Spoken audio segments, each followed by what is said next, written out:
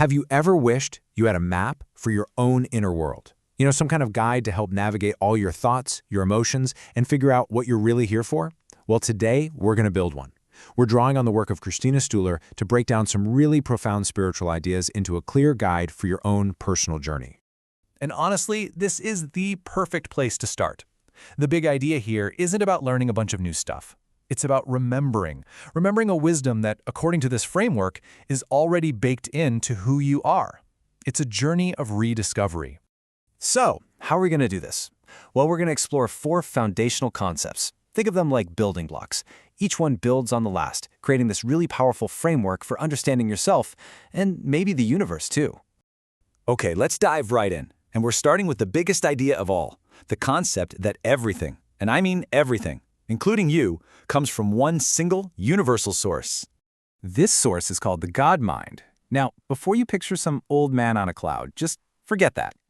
This concept presents it as the very substance and intelligence of the universe itself. It's an energy, a consciousness that's flowing through everything that exists. This quote, this is a huge mental shift. It suggests that if we see our job or a relationship as the source of our happiness or security, we're kind of setting ourselves up for disappointment. The real work is to shift our focus away from chasing those external channels and instead to focus on our internal connection with the one true source.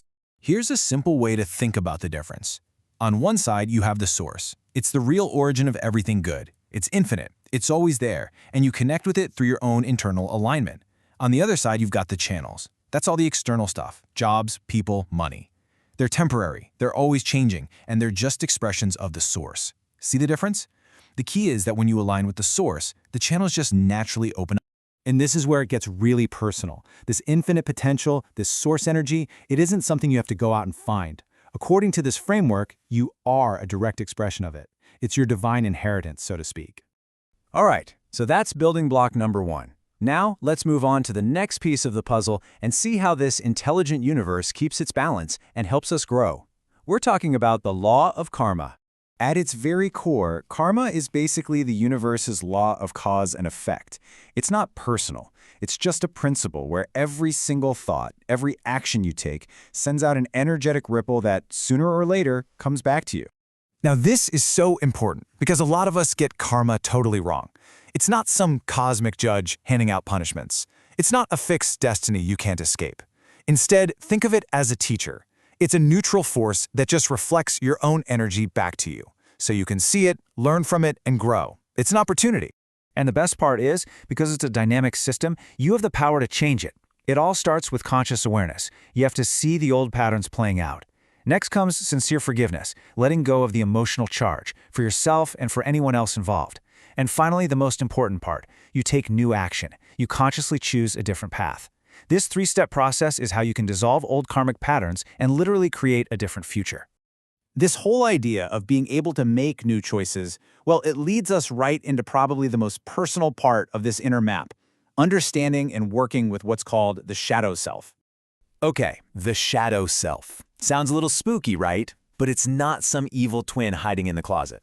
It's actually just all the parts of ourselves that we've pushed away or hidden, because at some point we learned they were bad or unacceptable. It's where we store our fears, our shame, all our so-called negative traits.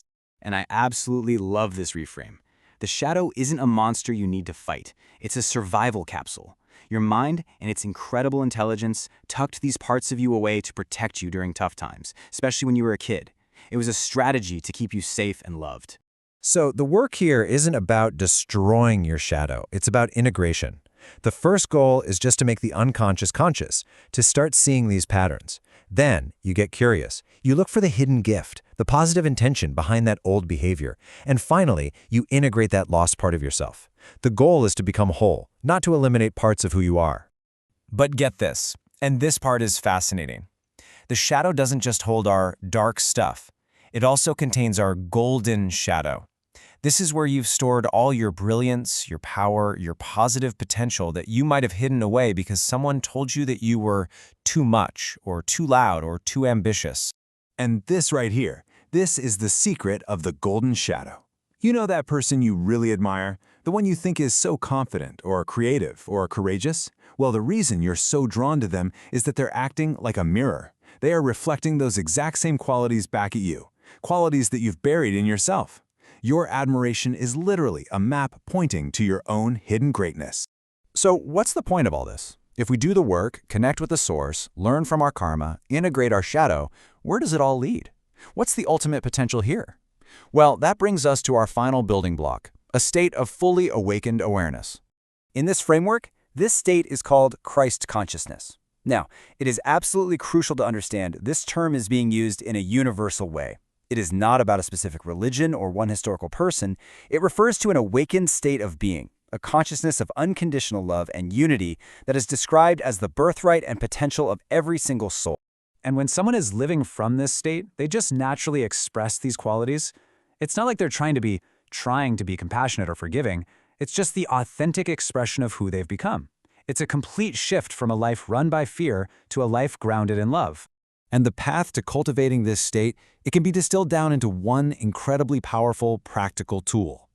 In any situation, any decision, any conflict, any moment of confusion, the practice is to just pause and ask yourself this one simple question, and then have the courage to actually follow the answer that comes up. So there you have it. Those are the 4 building blocks for our inner map. We start by remembering our connection to the source. We learn from the feedback loop of karma. We become whole by integrating our shadow, both light and dark. And we aim for that ultimate potential, that state of full awakening. And let's be crystal clear about something. This path is not about becoming small or polite or perfect.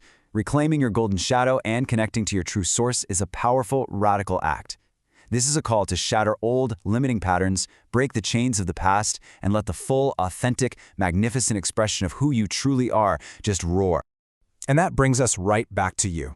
So I'll leave you with that central practice, turned into a very personal question. Just take a moment with it. In whatever you're facing today, big or small, what would love do now? The answer to that, well, that's your next step.